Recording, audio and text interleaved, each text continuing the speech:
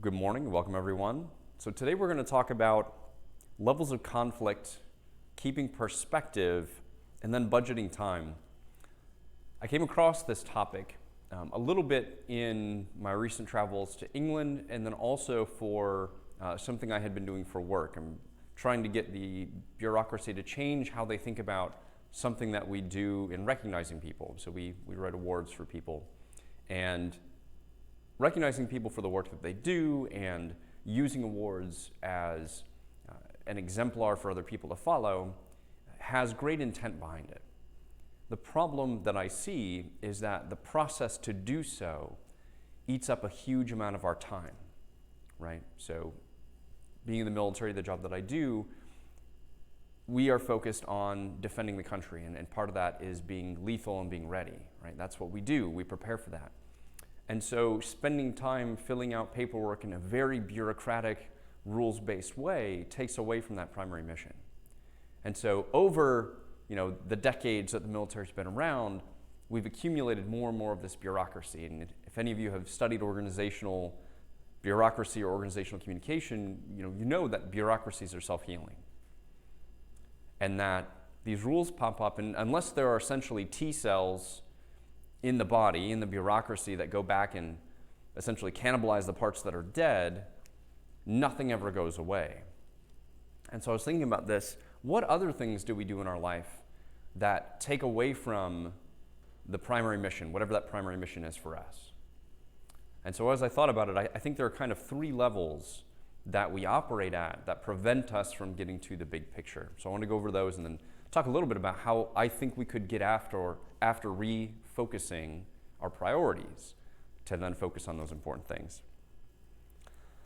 And so this connects to our broader philosophy by zooming out from things that have less meaning to things that have more meaning, right? So it's about creating meaning, advancing the human narrative, the human story, by creating more meaning. And so if we can focus our efforts in our individual lives and then in the efforts of our community, I think we can then create more meaning. So the first level of conflict that I see is systems conflict. And I mean this in terms of the bureaucracies we live in. So whether that's work, school, it could even be relationships, the ways that society operates, the ways that we buy into consumerism, the ways that we let style affect how we dress, right? So we focus on all of these little decisions every day. So things that we don't necessarily ask ourselves, but that are inherent in our culture, particularly in Western culture, is, am I winning against my neighbor? Am I winning against my workmate? Is my performance higher? Do I have more stuff? Am I keeping up with the Joneses? Right? And a lot of these things are built into the systems that we exist in. So how much time do we spend doing that? I think it's fairly significant, and if we stop to think about it every once in a while and ask, what is it that I'm doing? Am I actually achieving my objectives? So this is that first level. Another piece of that is, are we complying with the bureaucracy, right? So I work for a very large bureaucracy, and there are hundreds and thousands of rules that we're supposed to comply with. And when a bureaucracy gets so complex, I think the reality is that at some point you're not complying with some of the rules, and you have to decide then which rules you can follow in a given day to best meet what you think are the priorities. To me, that then begs the question, are the rules important if you can get away with not following some? And I think for any of us who have worked in a large bureaucracy, the answer is yes, that we can still get the mission accomplished not following all the rules. Not only that, but I think it takes not following the rules to get the mission done, to achieve the objective. When a bureaucracy becomes sufficiently complex, you actually have to work around it to make it function. I see some knowing nods in the audience. And so how much time do we spend on this? As I mentioned, this is where this idea sort of came from for me, is how much time am I spending on doing things that aren't really advancing the mission, right? And we can argue about, well, if the bureaucracy has decided this is important, then who am I to decide it's not important? And I think as individuals, and this is well connected with our overall philosophy, As individuals, we're always making those decisions.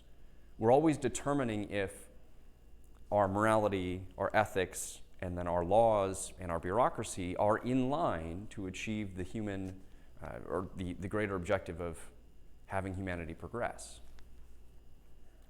So that's one. I call that systems conflict. Two, I would call identity conflict, right?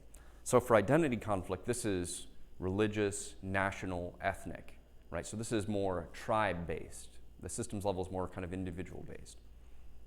So at this identity conflict level, is my team or my tribe winning, right? And this is built into the way that we grew up evolutionarily as humans, right? Is my team winning? Does my team accrue more resources? In today's world, this is very apparent in politics, right?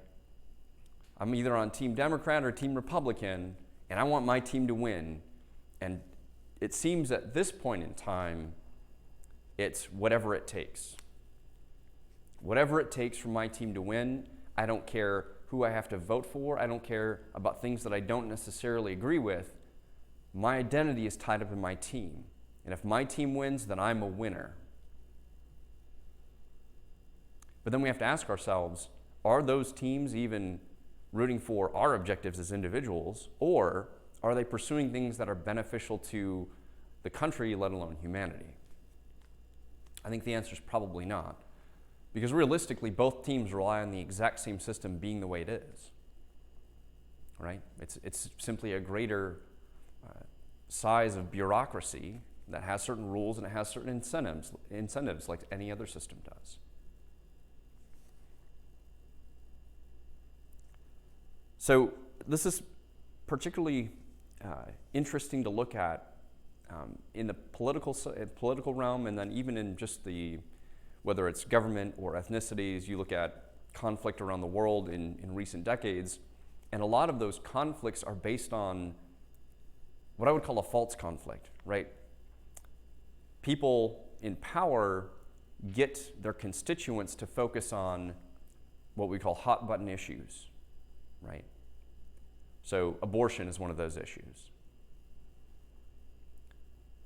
And I understand that some people are very emotionally and spiritually invested in the topic of abortion for a variety of philosophical reasons. But when we step back and say, for the country, is abortion really the issue that divides us? Or should it be?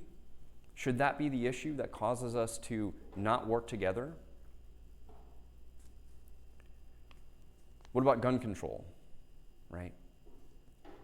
Is that what we should really spend our time dividing ourselves on? Because to me, when you go to things, just things that are neutral, like infrastructure, people on both sides agree that investing in infrastructure is exactly that. It's an investment. When you have better infrastructure, loads of studies will show that good infrastructure supports strong economies, which then supports job growth, which then supports communities, right? Same thing with education. Same thing with high-speed broadband, right? And yet, you have parties who will say, no, we want to make it illegal for communities to build high-speed broadband because they come up with the reasoning to get people to think that it's bad for them, when in fact all the studies show the opposite, right? And that shows to me kind of the entrenched interest in the system, and yet we adhere to those systems so strongly because, again, it goes back to the team. Is my team winning? Is my tribe winning? So you have all of these different topics that are extremely incongruent with what we actually want and what we know as individuals and even as communities are beneficial to us in the long term. But because of this false conflict set up for us by the identity team leaders, we end up spending a lot of our time debating on Facebook or debating in person, and getting to the point now where we have started dehumanizing people on the other side. That's not going to get us where we want to be, whatever your objective is. So I think it's really important to realize that identity conflict is something that's really detrimental to humanity, and yet it's built into who we are based on our evolution. So that means it's going to require us to think of frameworks that help us circumvent that part of our brain. As we've talked about in previous services, some of that has to do with just getting into the same spaces as people who are not like us. And we're going to talk about that a little bit more next week when we talk about diversity. But that's why we bring people together, right? And while most, whether it's churches or communities or social groups, are based on conformity, it is important to have some outliers. Because that's how we start to consider, well, these people are real people. They have ideas that might be different from mine, but they have the same objectives, right? They want good things for their family. They want a good economy. They want a good community. They want it to be safe. They want crime to be low. They want roads to be good, right? And if we focused on all of the things that we have in common, we could accomplish, I think, so much more. But instead, we focus on the things that we don't have in common. So that's even within the U.S. But then when you look at international conflict, right? Right now it's the U.S. and the Russians, or the U.S. and the Chinese. Before it was the U.S. and terrorists. Right? Before that it was the U.S. and the Soviet Union. Before that it was the U.S.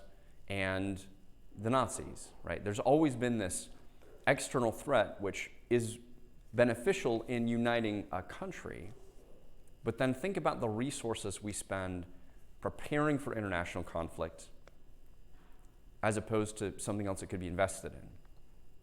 Right? So people who have followed science in the 20th century, so from the 1900s, know that the space race drove a huge amount of technological explosion in the commercial sector, right, as it followed into that.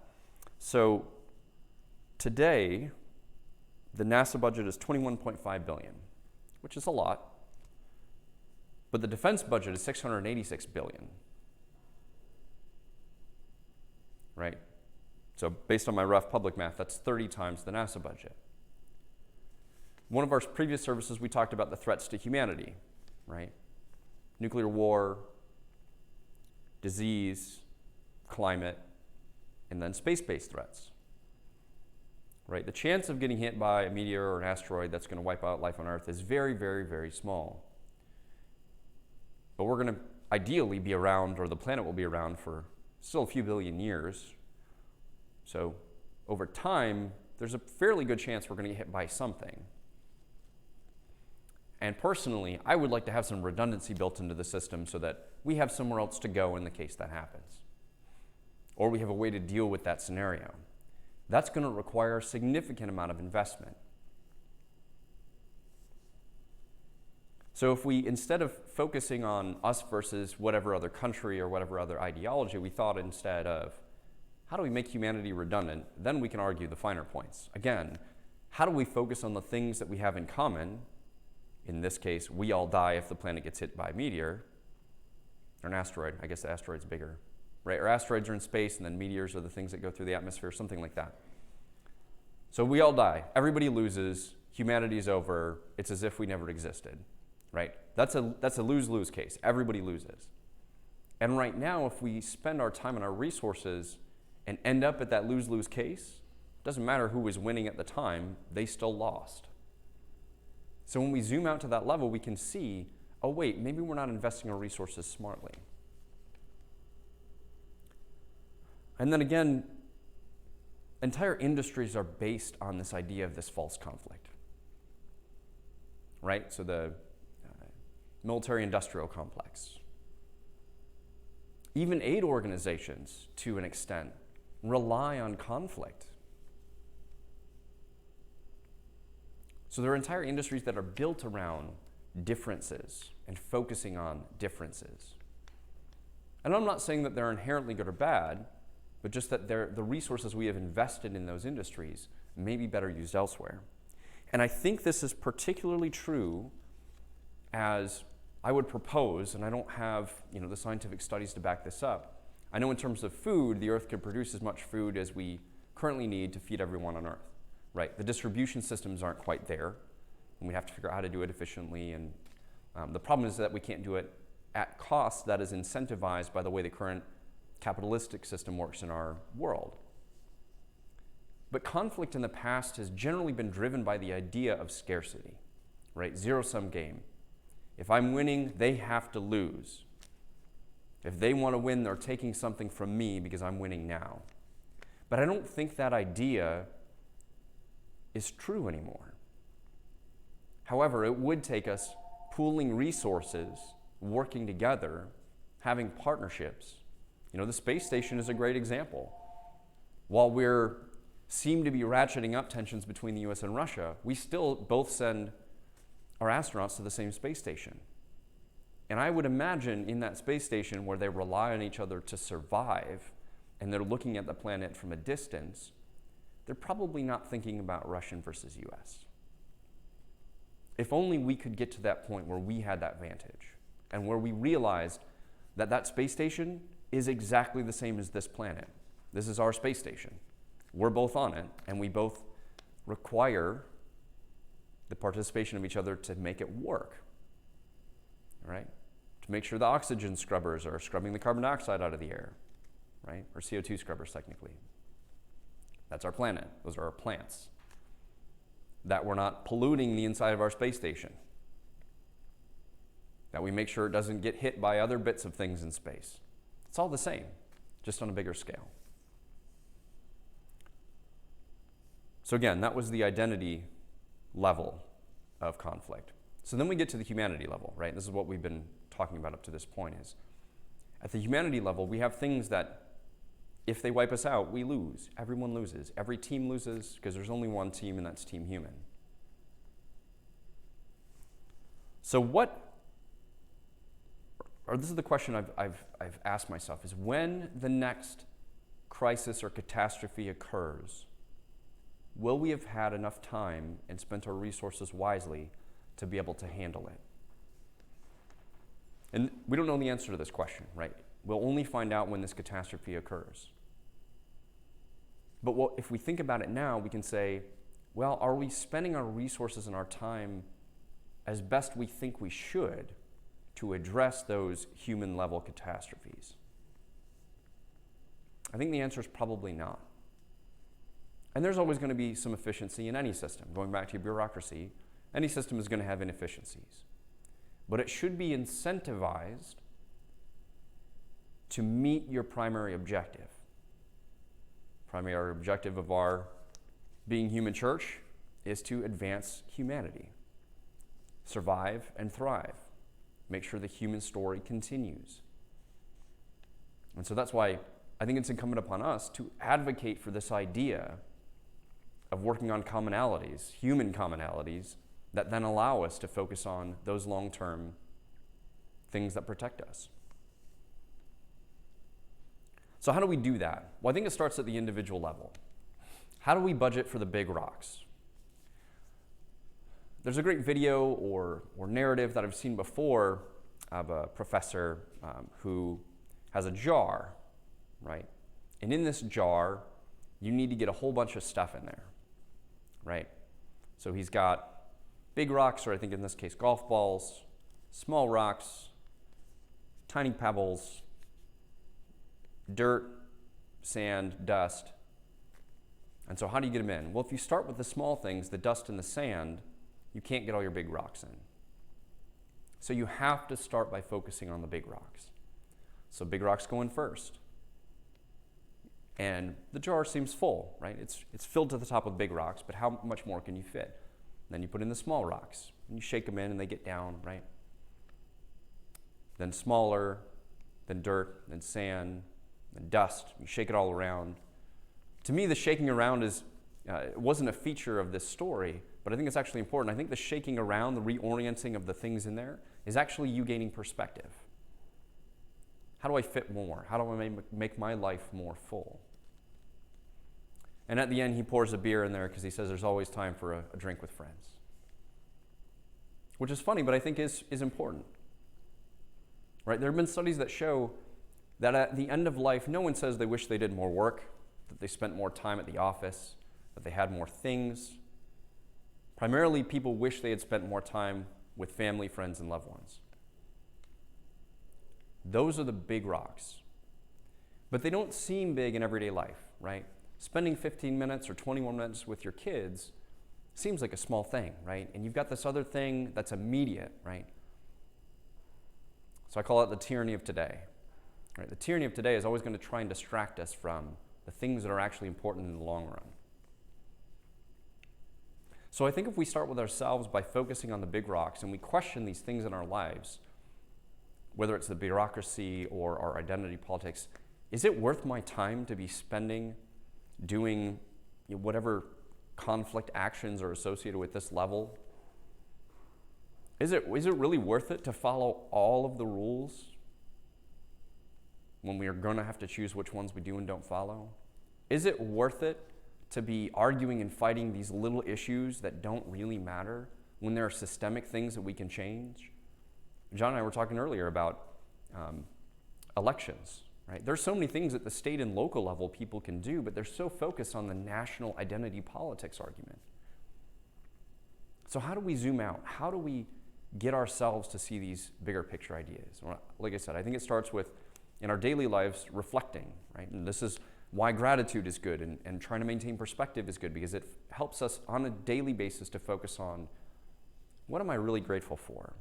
Usually it's family and time with them, friends. And then using that as building a habit, right? Chris and I were talking about building a habit to then train yourself to do the good things. I've learned this, and it's taken me a really long time, that work is always going to be there. The rules are always going to be there. Bureaucracy is always going to be there. But your family isn't. Kids are going to grow up and move away. Something might happen that you pass away or someone in your family passes away. And it's important for us to engage on that at that family level every day, because those are the things that are important. And then as we do that, we start to see the other things in our lives that are distracting from the bigger rocks. We start to zoom out a little bit. We back up a little bit. We back up ourselves, we back up our camera, whatever you want to do, to say, oh wait, instead of engaging in this conflict, in the military we have this saying called 5-meter targets, right? You're so focused on the immediate threat that you don't look up far enough to realize you could just completely go around it. You could take an entirely different path that is, I wouldn't say conflict-free, but has less conflict, right? Or the conflicts have greater importance. They have more meaning. So as we go forward, I would ask that you think about, and as we end today, think about what are the big rocks for you? And what are you doing to address those big rocks? Going back to identity politics, this actually requires us to empty out our jar every once in a while. And say, I've got all this crap in the bottom that's preventing me from fitting more big rocks in there. Maybe I need to let go of this identity. And that's hard. It's hard for us to say, I've been spending my time doing something that's not as important. And that's not a failure, right? No experience is a failure except that which teaches us nothing. But it's a learning point. We have to learn, this is not useful to me anymore. I have to let it go. And then we start over with our big rocks. What's important? Let's fill up our big rocks again. And then we let the other things filter in afterward. And then there's always room for a drink with friends. So with that, thank you for coming today. I wanted to keep this one short because I think it's important and requires some reflection. But I would ask that you, this week, in focusing on what we're grateful for, don't just think of something that pops into mind and with something nice for you. Focus on something that is meaningful in your life that you're grateful for. And this might even be something that you're grateful for that you haven't taken action on. Maybe you're grateful for the opportunity that you can empty your jar and fill it back up with big rocks. And that you still have the ability to do that. And you have the ability maybe to make amends, to spend more time with family. And then think about what you're thankful for in the week to come. What is it you're looking forward to? And maybe today, it's the opportunity to reorient. It's the opportunity to refocus, to zoom out. So with that, I thank you all for your time. For those of you who are viewing at home or viewing later, we always welcome you to come. We have great conversation afterward, which to me is really the feature of having a community, of being in the same space. So I'd ask that you come out at some point. Next week we're going to talk about diversity. And that's going to actually lead up to our Pride in the Park event that we're participating with PACE on, supporting our fellow humans in their struggles that they're going through in their lives. So thank you. Have a wonderful week.